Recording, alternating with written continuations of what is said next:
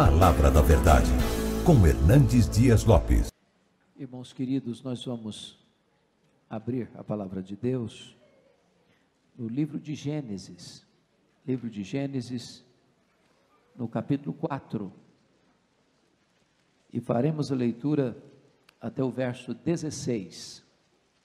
Gênesis, primeiro livro da Bíblia, capítulo 4. Gênesis capítulo 4, versos de 1 a 16.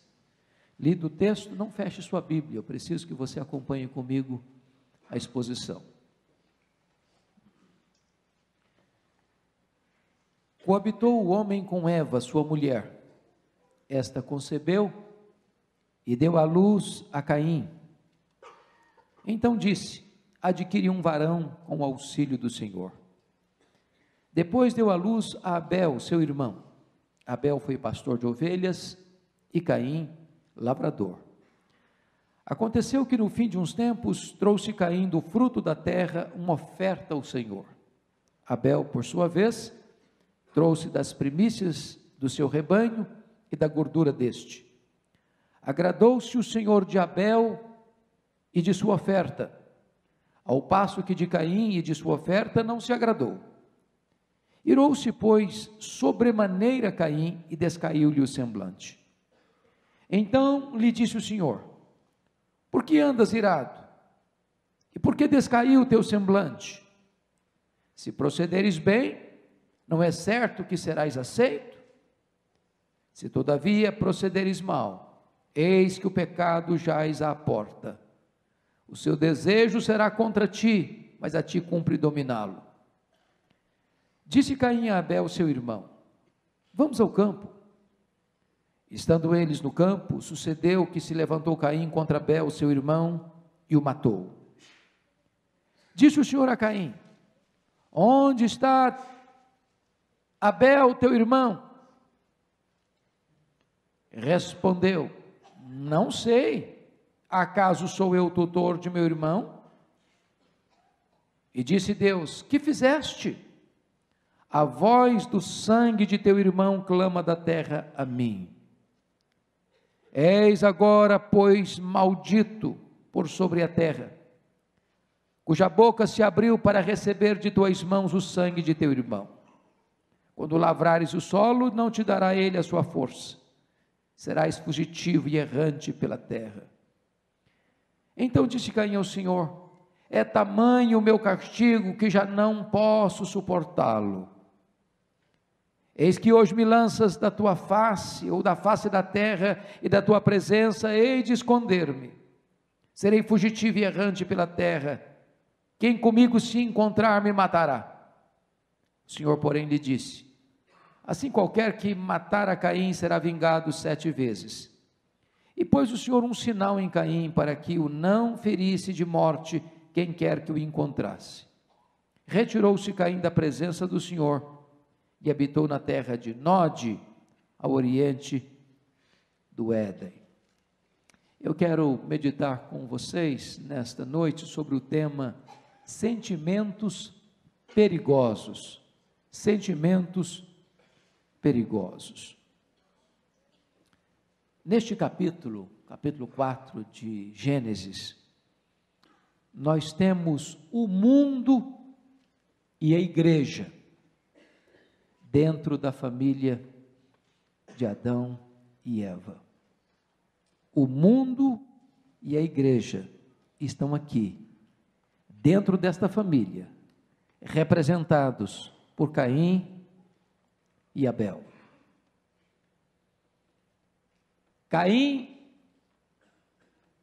revela a nós que o nosso maior inimigo não está fora de nós. O nosso maior inimigo está dentro de nós. A pessoa mais perigosa do mundo para nós é aquela que vemos diante do espelho. No capítulo 3, Adão e Eva são vencidos pelo diabo.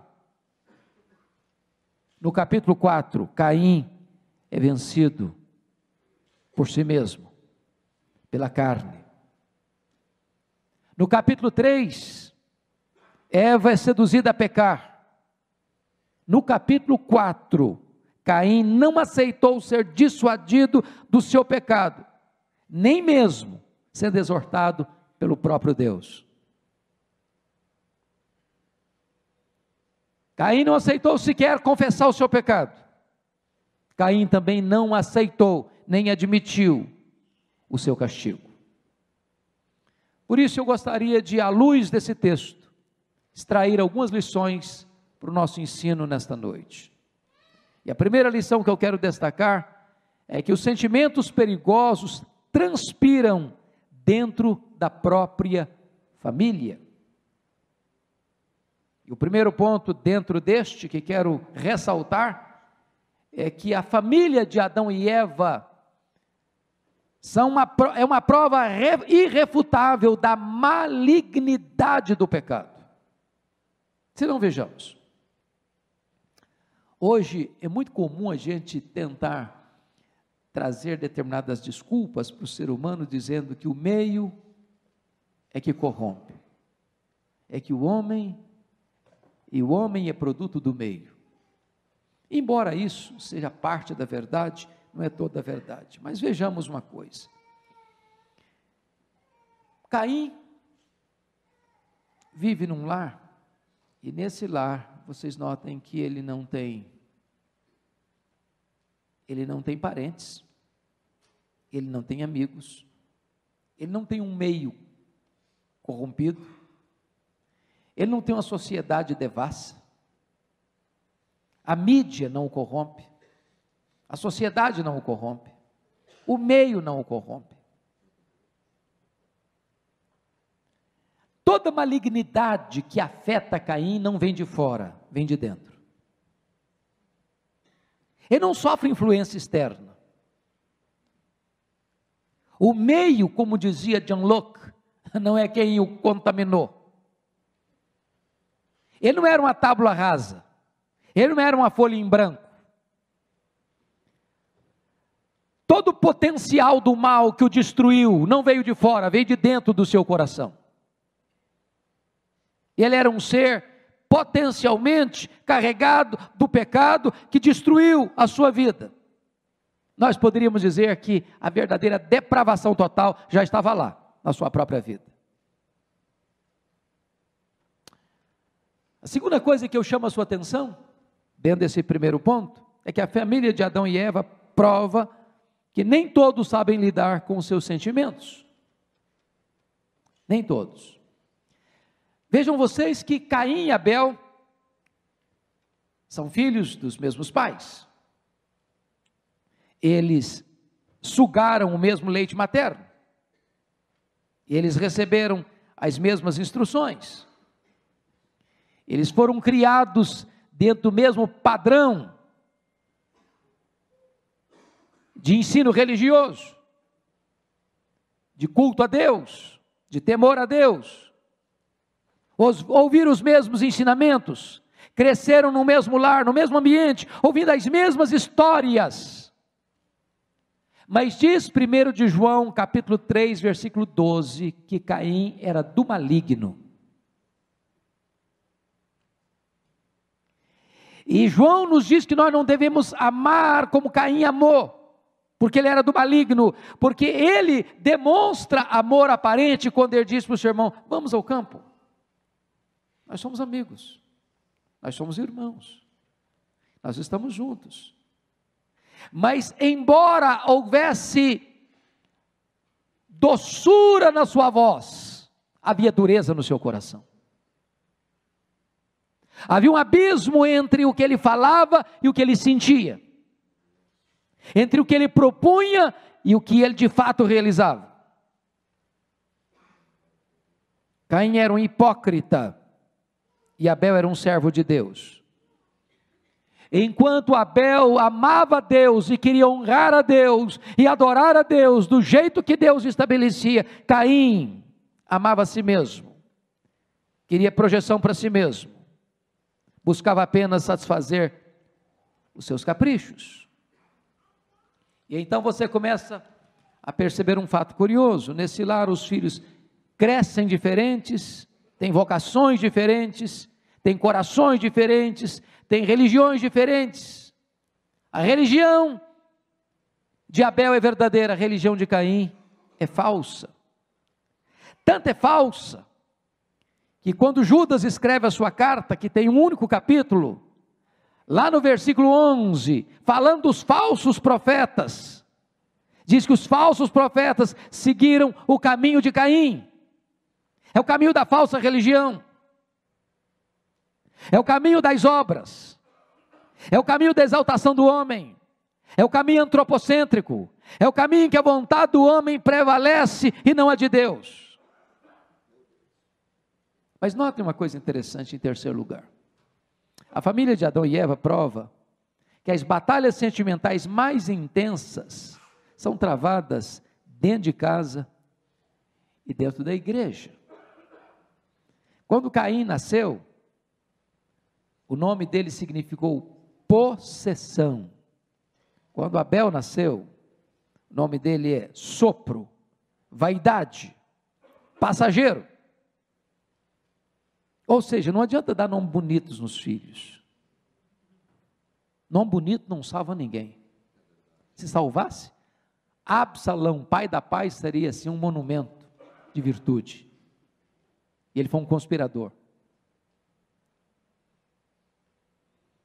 Portanto, eu destaco aqui alguns pontos importantes. O primeiro é o seguinte: nesse lar havia prática religiosa, é verdade. Diz a Bíblia que Abel adora a Deus, conforme os preceitos de Deus, e que também Caim tenta adorar a Deus da sua própria maneira.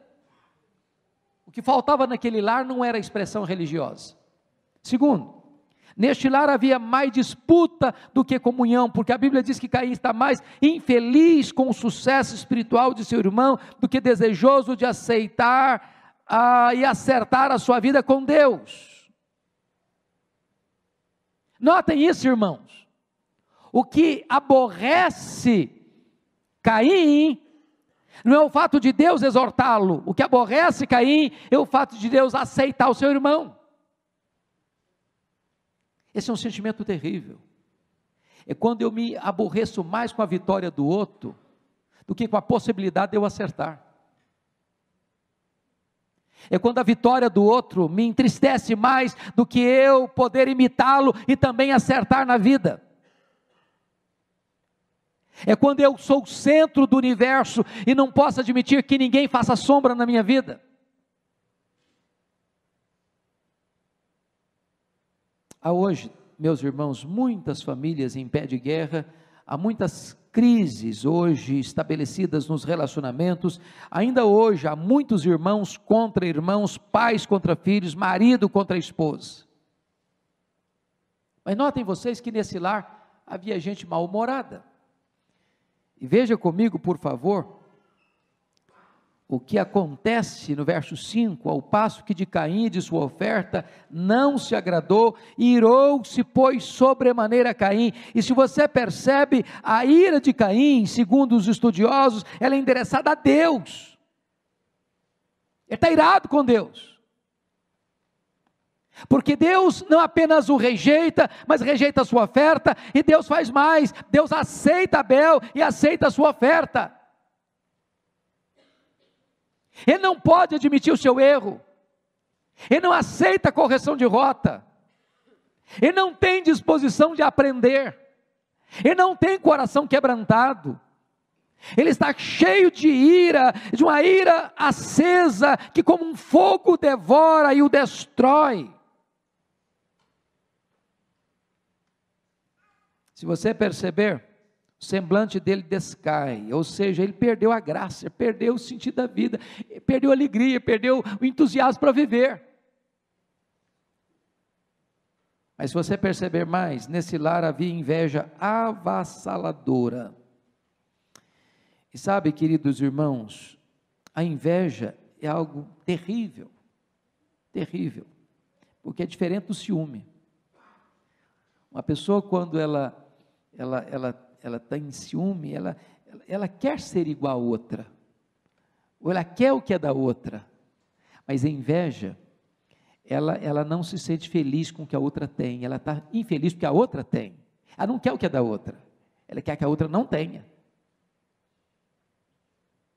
Esse é o problema de Caim. Para o invejoso, qualquer vantagem que o outro tem é injusto. É a história lá do Saul e do Davi, quando as mulheres cantaram em Israel, Saul matou seus milhares, Davi matou seus 10 milhares, isso perturbou a vida dele, isso destruiu a vida dele, porque ele não pode admitir que tem gente que tenha um sucesso maior que o seu. O invejoso quer não o que o outro tem, mas que o outro não tenha. Esse foi o problema do filho mais velho, irmão do pródigo. A infelicidade dele é que um símbolo aconteceu, não para ele, mas para o irmão, que era o bezerro cevado. Bezerro cevado era mais ou menos o seguinte: chegasse uma pessoa que você não gostasse na sua casa, você fazia um omelete, coisa rápida. Mas chegasse uma visita que você gosta muito, você vai lá e assa uma picanha. Agora, se chegasse alguém assim, que era o sonho da vida, alegria, contentamento, felicidade, então você matava o bezerro cevado. O bezerro cevado era um negócio assim, esperado, aguardado, era o dia, era a visita, era a pessoa, era o amigo, era a pessoa querida. Quando o pai mata o bezerro cevado para o irmão mais novo, isso entristece o filho mais velho. Se você perceber, cobiçar é desejar o que o outro tem, mas invejar é desejar a destruição do outro. Caim não queria imitar Abel, Caim queria matar Abel. Deixa eu lhes dar um exemplo histórico. Todos vocês que estão afinados com a história, devem se lembrar de agosto de 1990, quando o Iraque invadiu o Kuwait e matou muitos dos cidadãos ricos daquele país. Sob pressão internacional e feroz ataque das forças americanas, Saddam Hussein retirou-se do Kuwait em fevereiro de 1991. Mas antes de retirar-se, ateou fogo aos poços de petróleo dos quais já não podia usufruir, e poluiu as praias que tinha de abandonar. Esse é o sentimento. Já que eu não vou usufruir, eu quero destruir. Já que não é meu, do outro também não vai ser. Você já percebeu os crimes passionais, como é que acontece? Todos os dias, quase nos jornais. Termina um namoro, termina um noivado, termina um casamento, e a pessoa vai lá e mata a outra. Não é minha não, então do outro também não vai ser. É esse sentimento terrível que estava habitando no coração de Caim. O invejoso é um filho do maligno. Ele não pode ter o céu, então ele quer que o outro tenha o inferno. Eu acho que todos vocês conhecem aquela lenda da cobra e do vagalume. Lembram da lenda? A cobra perseguiu o vagalume. O vagalume pulava daqui, saltava de lá e a cobra atrás dele. Lá pelas tantas, o vagalume, cansado de fugir, deu uma parada e perguntou para a cobra assim: eu posso fazer pelo menos algumas perguntas para a senhora? A cobra respondeu: eu não costumo fazer concessão não, mas vamos lá. Primeira pergunta: eu te fiz algum mal? A cobra disse: não, você não fez mal nenhum para mim não. Segunda pergunta: eu faço parte da sua cadeia de alimentação? Não, você não faz parte da minha cadeia de alimentação também não. Terceira pergunta: então por que você quer me destruir? E a cobra respondeu: é porque eu não tolero ver você brilhar. Eu não tolero ver você brilhar. Esta é a atitude de Caim. Esta é a atitude de uma ira invejosa e ciumenta. Segunda coisa que eu chamo a sua atenção no texto: os sentimentos perigosos transpiram até mesmo na adoração. Ô irmãos, isso é terrível. Porque o que você acha de culto? Culto é uma hora assim que a gente está despojado de vaidade, de soberba, de pecado, a gente está assim, coração devoto, não é isso? Não é isso que se espera? Olha como é que o pecado é terrível.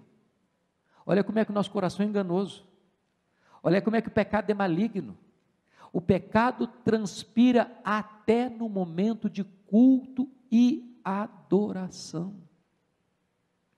Se não, vejamos, antes de Deus aceitar o nosso culto, Deus precisa aceitar a nossa vida. Culto não é apenas aquilo que nós trazemos nas mãos, culto é aquilo que nós somos, em primeiro lugar. Diz o texto, confira comigo, por gentileza, o que está escrito aí, no versículo de número 4, parte B: agradou-se o Senhor de Abel e de sua oferta, ao passo que de Caim e de sua oferta não se agradou. Não diz o texto que agradou-se o Senhor da oferta de Abel e da sua vida, e desagradou-se o Senhor da oferta de Caim e da sua vida, mas diz o texto que Deus se agradou de Abel e da sua oferta, e que Deus não se agradou de Caim e da sua oferta. Primeiro vem a vida, depois a oferta. Primeiro vem a vida, depois o culto. Não é o performance no templo que Deus olha o coração, Deus olha a intenção, Deus olha a motivação, Deus olha o que está dentro de nós, porque Deus quer verdade no íntimo. Oh, irmãos queridos, quão solene é isso? Agora notem vocês, versículo de número 5: ao passo que de Caim e de sua oferta não se agradou. Embora há tantos debates e tantos comentários e tantas opiniões acerca do que exatamente isso significa, dá-nos a impressão, e parece-nos que a maioria dos comentaristas caminham nessa direção, é que havia duas coisas aqui que Deus não aceita. Primeiro, Deus não aceita a vida de Caim, e Deus não aceita o culto de Caim. Que Deus aceita a vida de Abel, e Deus aceita o culto de Abel. É bem verdade que nós estamos numa fase tão incipiente da história, mas desde o Éden, quando aquele primeiro casal que peca, os nossos primeiros pais, e se cobriram com folhas de figueiras, diz a Bíblia que Deus fez para eles roupas com peles de animais, e ali já estava a primeira prefiguração da expiação, de que um inocente precisava ser morto, e o sangue precisava ser derramado, para que eles pudessem ser vestidos adequadamente, e a Bíblia usa essa linguagem da vestidura própria, que é símbolo da justiça de Deus, e a justiça de Deus é aplicada a nós pelo sangue que foi derramado, o sangue do Cordeiro de Deus. E desta maneira Abel está já entendendo que nós não podemos nos aproximar de Deus a não ser através do sangue, porque sem derramamento de sangue não há remissão de pecados.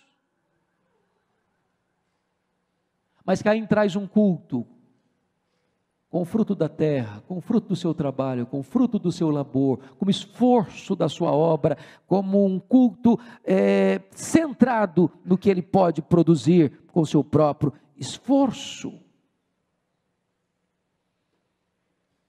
Por que Deus rejeita Caim? Primeiro, porque a Bíblia diz lá em 1 João 3,12 que ele era do maligno.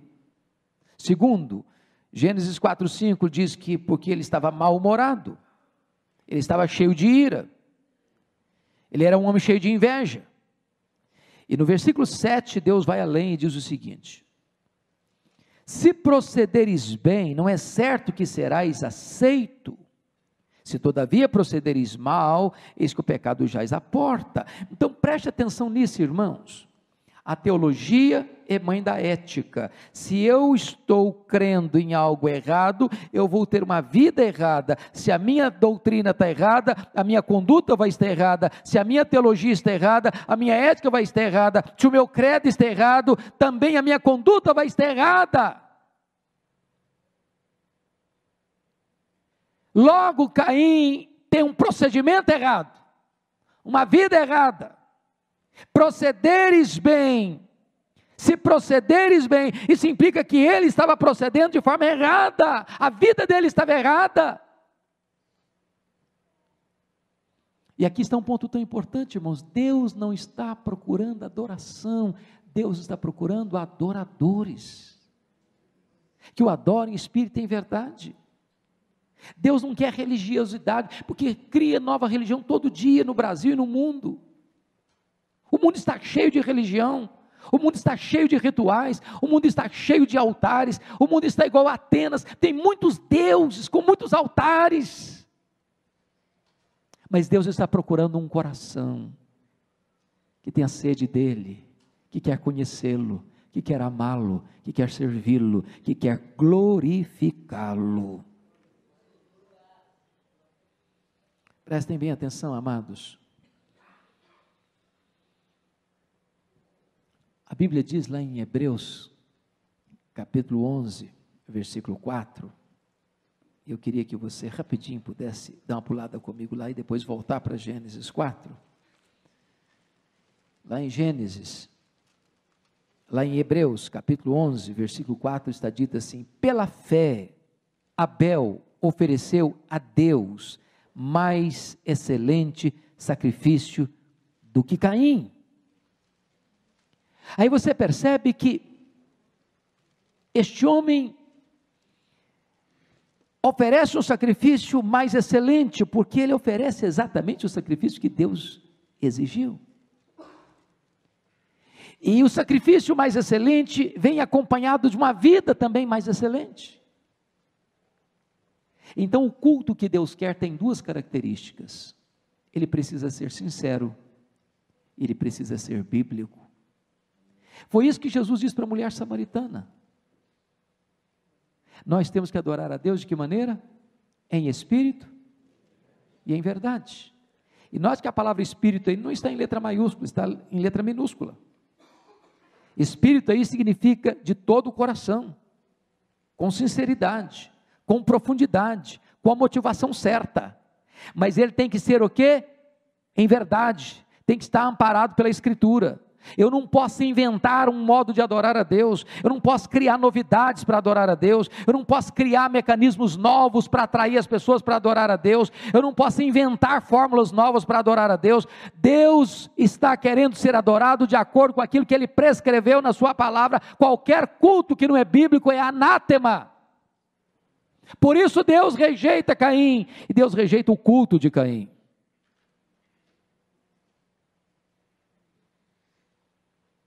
Mas eu quero olhar um terceiro ponto nessa mensagem. Os sentimentos perigosos se agravam quando desprezamos as advertências de Deus. Volta lá para Gênesis 4, por favor. Versículo 7. Versículo 7.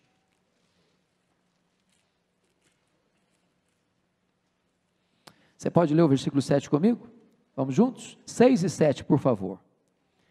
Então lhe disse o Senhor: por que andas irado? E por que descaiu o teu semblante? Se procederes bem, não é certo que serás aceito? Se todavia procederes mal, eis que o pecado jaz à porta. O seu desejo será contra ti, mas a ti cumpre dominá-lo. Veja você que Caim é chamado ao arrependimento. Mas Caim, a despeito de ser repreendido, exortado por Deus, ele não se humilha, ele não se quebranta, ele não emenda os seus caminhos, ele não obedece. Agora, irmãos, nós estamos estudando aqui hoje, não é por causa de Caim, é por causa de você, é por causa de mim. Porque Deus também nos avisa, porque Deus também nos adverte, porque Deus também nos alerta, porque Deus também nos exorta, porque Deus também nos corrige, porque Deus também acende o alarme na nossa vida e toca a trombeta. Deus está dizendo para você e para mim: filho, não vá, filho, não faça, filho, não veja, filho, não toque, filho, não se misture, filho, não deseje, filho, se afaste, filho, não se afaste da minha presença. E quantas vezes, meus irmãos, o Caim está em nós, o coração de Caim bate no nosso peito, o sangue de Caim corre nas nossas veias. Quantas vezes nós estamos debaixo da pele de Caim? Quantas vezes nós temos o DNA de Caim? Quantas vezes nós somos Caim?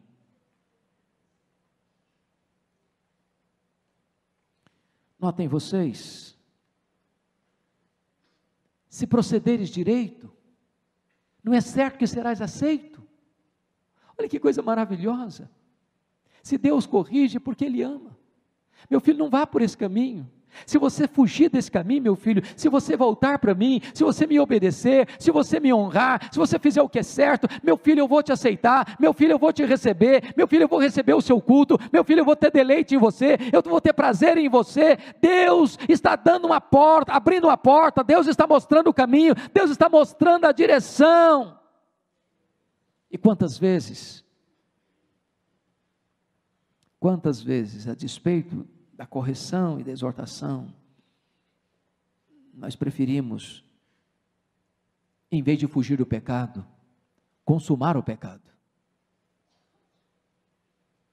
Caim é confrontado por Deus antes de matar Abel, e ele responde com um silêncio gelado. Caim é confrontado por Deus depois de matar Abel, e ele responde com evasivo hipócrita.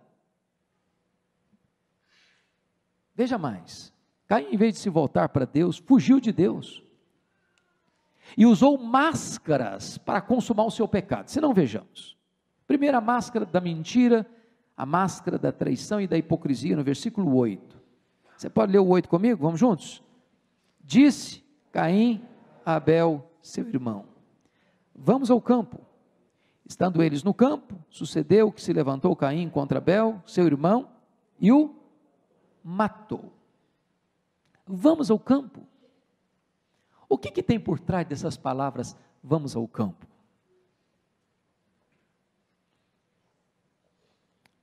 Somos amigos, somos irmãos, somos parceiros, estamos juntos, nós somos da mesma família, corre nas nossas veias mesmo sangue, nossos pais são comuns, estamos caminhando na mesma estrada. E aí você percebe que se usa uma máscara para atrair, uma armadilha para apanhar, uma rede para pegar. Ele se disfarçou de amigo, ele se dissimulou, ele enganou, ele premeditou o crime, não foi um impulso repentino, ele alimentou no coração o ódio, ele odiou não apenas Abel, porque Abel praticava o mal, ele odiou Abel, porque Abel praticava o bem. Isso aqui é mais demoníaco, ele era do maligno, porque o que ele está odiando não é o erro, não é o mal, não é o pecado, é a santidade, é o acerto, é a piedade. Para odiar o bem, irmãos, tem que ser demoníaco.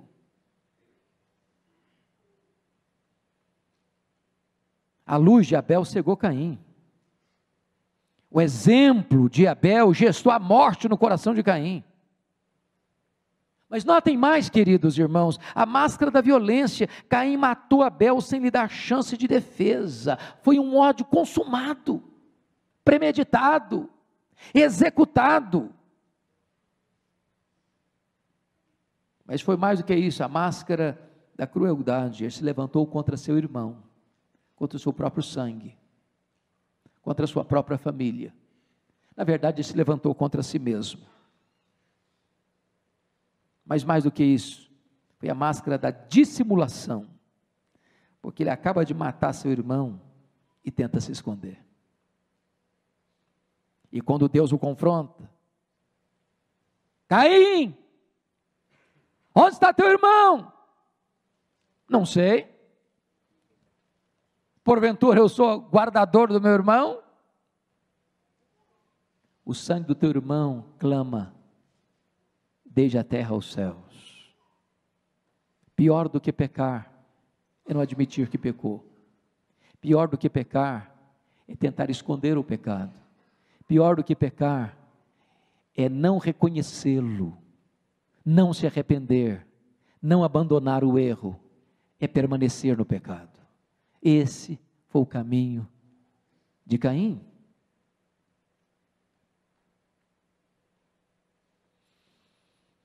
Então Caim tem algumas agravantes no seu pecado. Ele matou seu próprio irmão, a quem devia proteger. Abel era um bom irmão, a quem ele devia imitar. Deus o dissuadiu a não cometer o crime. Mas Caim mascarou-se de amigo e cruelmente matou seu irmão. Por isso, irmãos, eu quero olhar agora o que está aí no versículo 7, para você parar um pouquinho e pensar comigo. O que nós estamos tratando hoje não é de Caim, é da nossa vida. Então bota o seu nome aí no versículo 7. Se procederes bem, Hernandes, se procederes bem, José, se procederes bem, Marta, se procederes bem, João, se procederes bem, Manuel, se procederes bem, não é certo que serás aceito? O que é que hoje na sua vida precisa ser corrigido? Que caminho hoje precisa ser emendado na sua vida? O que é que hoje você e eu estamos fazendo que não está agradando a Deus, e Deus hoje pela sua palavra está nos exortando? Fuja desse caminho, tire essa mágoa do coração, tire esse ódio do coração, acabe com esse sentimento. Se procederes bem, não é certo que serás aceito. Agora, se não procederes, se todavia procederes mal, eis que o pecado jaz à porta, o seu desejo será contra ti. Para um pouquinho para pensar nisso, o seu desejo será contra ti. O que é o pecado, irmãos? Não é um desejo, não é um impulso que às vezes vem assim, dá vontade de fazer, mas se você fizer a sua vontade, você vai estar agindo contra você, você vai estar destruindo você vai estar arruinando você vai estar laborando contra você mesmo, você vai estar trabalhando contra você mesmo, você vai estar destruindo a sua própria vida. Esse é o engano do pecado. Ele produz em nós uma vontade, ele produz em nós um desejo, ele produz em nós uma necessidade pronta, imediata, urgente, e se você atender esse desejo, você vai atender esse desejo para destruir sua própria vida.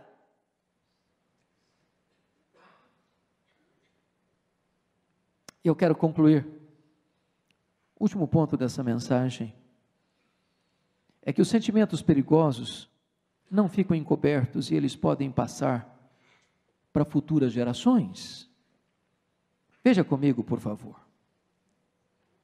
Finalmente, o que você vai ver aqui são as consequências disso.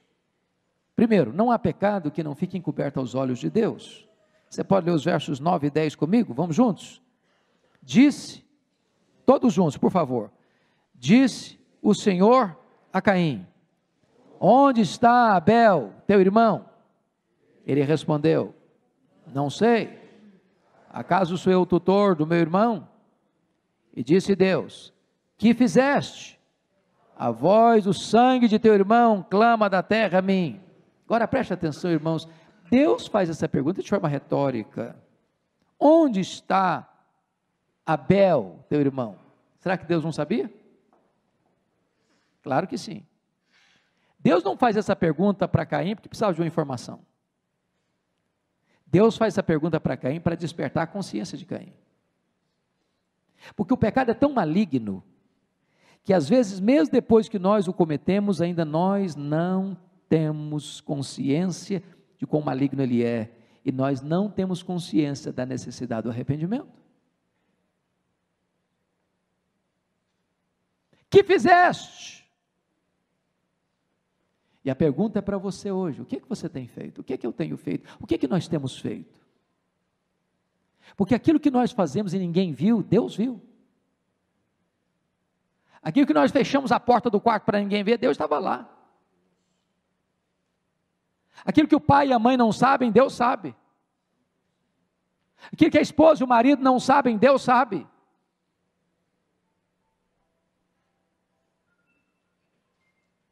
Deus viu Adão e Eva no Éden, quando comeram do fruto proibido.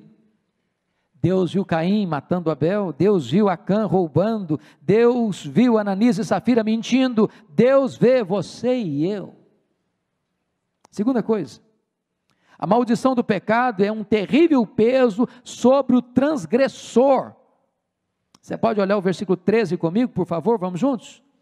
Então, disse Caim ao Senhor: é tamanho o meu castigo, que já não posso suportá-lo. Agora preste atenção nisso, que o Caim não demonstra arrependimento. O que é arrependimento, irmãos? É aquilo que passou pelo coração de Davi, quando ele caiu em si, diante do pecado dele, ele diz: contra ti somente pequei. Caim não está nem um pouquinho angustiado porque ele ofendeu a Deus, ele não está nem um pouquinho angustiado porque matou seu irmão, ele está angustiado porque ele vai sofrer as consequências do seu pecado. Ele é egoísta. Isso não é arrependimento. Talvez remorso. Arrependimento não. Então o pecado gera maldição. Versículo 11, Deus diz: és agora, pois, maldito. Segundo, o pecado desinstala a pessoa. Versículo 12, quando lavrares o solo, não te dará ele a sua força, ou seja, você vai ter que penar agora, e serás fugitivo e errante perante a terra. O pecado faz isso, torna você fugitivo. Você pode estar no meio de uma multidão, você está sozinho. Você pode estar dentro da igreja, você está angustiado, você está sozinho. Você pode estar no meio da família, você está sozinho. O pecado faz você ficar errante.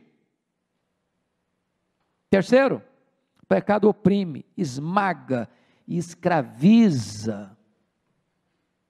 É isso que está no versículo 13, é aquela sensação horrível, de angústia, de peso, de falta de paz, de alegria, e você pode ter tudo na vida, a sua vida está amarrada, a sua vida está oprimida, a sua vida está esmagada, achatada debaixo de um rolo compressor. Olha outra consequência, a quarta consequência, no versículo 15, a pessoa não consegue ficar livre das suas memórias, das suas reminiscências. Versículo 15 diz que Deus pôs um sinal em Caim.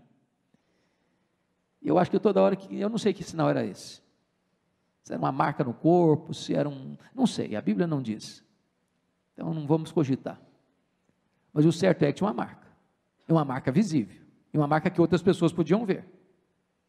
E toda vez que Caim olhava para aquela marca, ele dizia: eu pequei, eu pequei, eu pequei, eu pequei, eu pequei. Oh, irmãos, o pecado é maligníssimo. O pecado é pior que a pobreza, o pecado é pior que a doença, o pecado é pior que a morte, o pecado é pior que o inferno. O pecado nos afasta de Deus agora e pode nos afastar para sempre de Deus.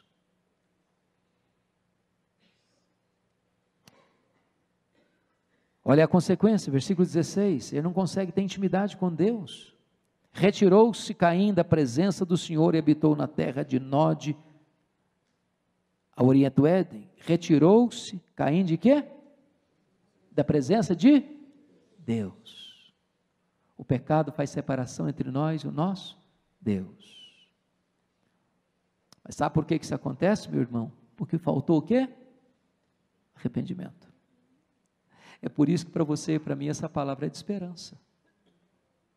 Porque se houver arrependimento no nosso coração, a Bíblia diz que Deus é rico em perdoar e tem prazer na misericórdia.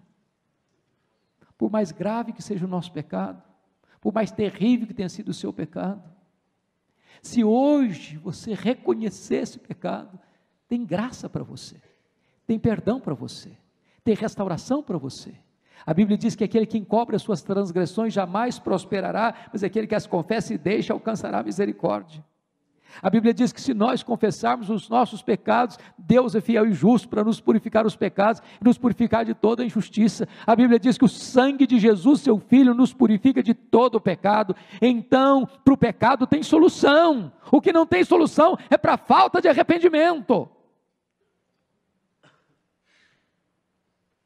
Mas deixa eu concluir com mais um aspecto dramático desse texto.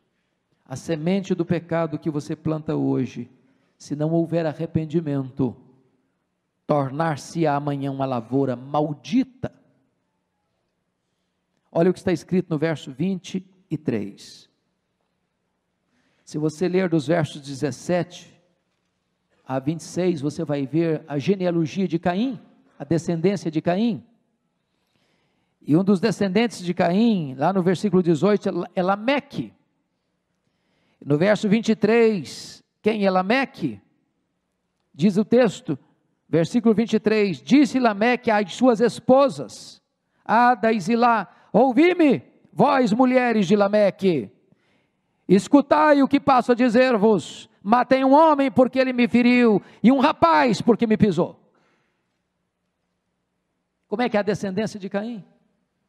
Um homem que se afasta da presença de Deus sem arrependimento, é uma descendência maldita, é uma descendência que se embrenha no pecado, é um homem que agora, ele não apenas, ele caiu no pecado, mas Lameque exulta no pecado, ele aplaude o seu pecado, ele faz propaganda do seu pecado, ele destrói o sentimento de família, porque a poligamia começa aqui com Lameque, a destruição dos valores da família começa aqui com a descendência de Caim. O projeto de Deus é que o homem tenha uma mulher e a mulher tenha um homem, mas a Bíblia diz que Lameque tinha duas mulheres e ele destrói o valor da família. Ele não só destrói o valor do casamento, mas ele se torna um homem violento, um homem assassino, um homem virulento, um homem que tem ódio no coração, e um homem que não consegue perdoar, um homem que não consegue se relacionar, a não ser para destruir o seu próximo, que ele acha que foi ofendido por ele.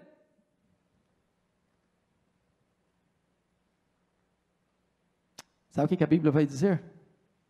Olha comigo no versículo 26, para a gente encerrar. Aí depois que Caim mata Abel, que Caim foge da presença de Deus, que a sua descendência se corrompe na terra, eu gostaria que você lesse comigo versos 25 e 26, vamos lá?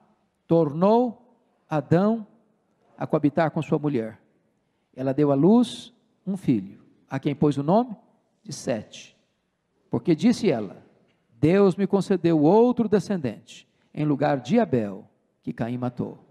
A Sete nasceu-lhe também um filho, ao qual pôs o nome de Enos. Daí se começou a invocar o nome do Senhor.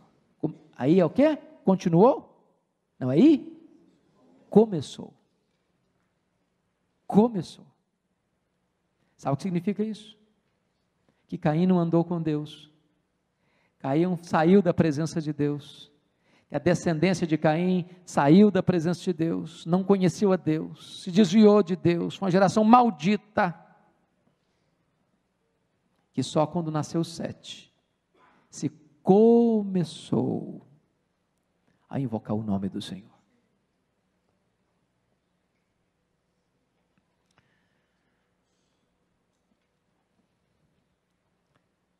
Uma pergunta para nós encerrarmos aqui. O que nós estamos semeando hoje é o que se vai colher amanhã. Que semeadura nós estamos fazendo hoje na nossa família, na nossa descendência? Como serão nossos filhos? Como serão nossos netos? Como serão nossos bisnetos? Quando Deus olhou para a descendência de Caim, ela se corrompeu. Se corrompeu, se corrompeu, se corrompeu, até que Deus precisou intervir no mundo com juízo. Mas hoje, irmãos, nós podemos tomar um outro caminho, diferente do caminho de Caim. Hoje Deus está nos exortando, hoje Deus está nos alertando, hoje Deus está nos corrigindo, hoje Deus está nos chamando para acertarmos a nossa vida com Ele. Hoje Deus está nos chamando para andarmos com Ele. Hoje Deus está nos dando uma nova chance, uma nova oportunidade de emendarmos os nossos caminhos e acertarmos a nossa vida com Ele. E se nós acertarmos a nossa vida com Deus, Ele está nos prometendo, eu vou aceitar vocês. Eu vou aceitar vocês, eu vou dar uma nova chance a vocês, vou dar uma nova oportunidade a vocês, vocês vão me servir, vocês vão me adorar, eu vou aceitar a vida de vocês, eu vou aceitar o culto de vocês, e eu vou abençoar a descendência de vocês, e eu vou abençoar a geração de vocês. Que Deus nos ajude a ouvirmos a voz de Deus nesta noite. Eu preciso. Eu sei que você também precisa. Eu queria nesta noite, irmãos, já que estamos tratando de culto, o culto que Deus agrada, E o culto que Deus agrada é a nossa vida em primeiro lugar. Quem sabe você pudesse vir aqui à frente para nós orarmos juntos. Se você quer isso, fala, Senhor, eu quero, eu preciso. E a oferta que eu quero trazer hoje é a minha vida, Senhor, é o meu coração. Eu quero uma descendência santa, Senhor. Eu quero andar contigo, eu não quero fugir da tua presença. Eu quero andar contigo, eu quero estar na tua presença. Eu não quero endurecer meu coração. Eu não quero ter uma cerviz dura, Senhor. Porque a Bíblia diz que aquele que é exortado muitas vezes endurece a sua cerviz, é quebrado sem que haja cura. Hoje Deus está nos dando a oportunidade de sermos tratados, de sermos curados, de sermos restaurados, de recomeçarmos uma caminhada nova com Ele.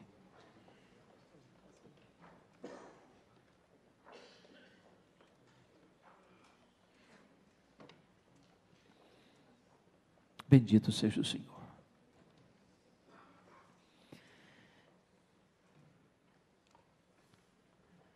Ah, Senhor Deus, nós não somos melhores do que Caim. O pecado é terrível, o pecado é enganoso, o pecado é maligníssimo. O pecado nos seduz, o pecado nos atrai, o pecado é uma armadilha para nós,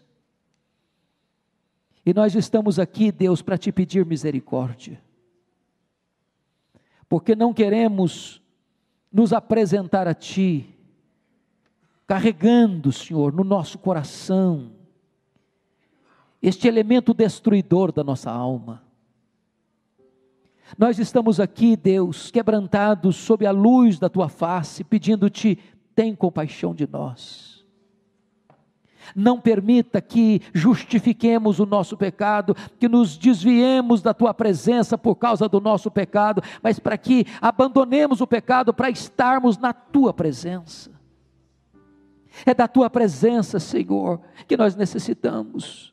É da luz do Teu rosto que nós precisamos. Não permita que o nosso coração endureça, Senhor, não permita, em nome de Jesus, quebra a dureza do nosso coração. Nós queremos mais da Tua presença, nós queremos mais do Teu Espírito, nós queremos mais da Tua palavra, nós queremos mais santidade, nós queremos mais vida piedosa, nós queremos Te conhecer mais de perto, ó Deus da nossa vida. Nós queremos trazer nesta noite o nosso coração e Te oferecer, Senhor. Nós queremos que o nosso culto seja agradável na Tua presença. Senhor, corrige-nos naquilo que estamos falhando, disciplina-nos naquilo que estamos cometendo pecados contra Ti, ajuda-nos a andarmos em santidade, em novidade de vida, para a glória do Teu nome, Senhor. Tira a inveja, tira a mágoa, tira o ódio, tira a ira, tira o semblante descaído, em nome de Jesus, traz alegria na nossa face, traz o brilho do Espírito Santo no nosso rosto, traz a glória, a Shekinah dos céus, sobre a nossa vida nesta noite, em nome de Jesus. Nós Te pedimos, meu Deus, ajuda os nossos filhos, a nossa descendência, a Te conhecer, a invocar o Teu nome. Não permita, meu Deus, que a nossa descendência se afaste de Ti, não permita que a nossa descendência seja como a descendência de Caim. Em nome de Jesus, salva os nossos filhos, salva os nossos netos, salva a nossa geração, Senhor, salva os descendentes da nossa vida, em nome de Jesus, para que Te conheçam, para que Te invoquem, para que Te adorem, para que sejam vasos de honra nas Tuas mãos. Aqui estão, Senhor, famílias preciosas, nesta noite. Tu sondas os corações, Tu conheces cada família, Tu conheces cada pessoa, Tu conheces cada necessidade. Em nome de Jesus, leva-nos hoje embora para casa, Senhor, com o coração restaurado, com a alma lavada pelo sangue do Cordeiro e com o óleo da Tua unção sobre a nossa cabeça. Dá-nos um tempo novo, Senhor, dá-nos um tempo de restauração. Em nome de Jesus, alegra a alma do Teu povo, Senhor.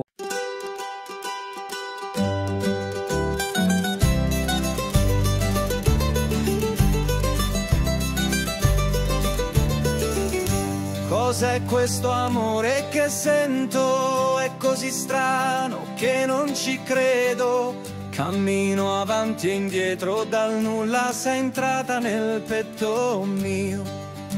Ogni passo mi porta a te, ogni sguardo mi brucia dentro. Sei un sogno che non va via e io non so più che fare. Corri che l'amore mi sfugge, prendilo tra le tue mani, fermati, lo sento nel cuore. Scappiamo via insieme a questo amore. Corri, corri, che scappa l'amore mio. Stringilo, tienilo, che vola via se non lo sai.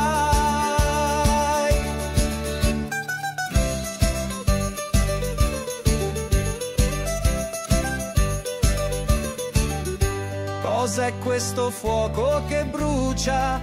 Da tempo guardo dentro me stesso. Se questo è amore sincero, allora vieni più vicino a me. Ogni silenzio parla di noi, ogni notte ti sogno ancora. Ma se davvero sei tu, non restare solo un pensiero. Corri che l'amore mi sfugge, prendilo tra le tue mani, fermati, lo sento nel cuore. Scappiamo via insieme a questo amore. Corri, corri, che scappa l'amore mio. Stringilo, tienilo, che vola via se non lo sai.